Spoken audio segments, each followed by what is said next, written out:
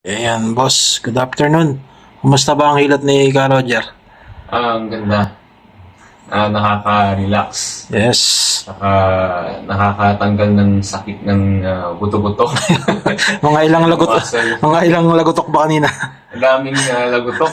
Grabe na. Mm. Ano yung masasabi mo, yung mga kapwa FW na gustong magpahilot dito sa Riyadh? Ang mga kababayan na nandito sa Riyadh, Yes.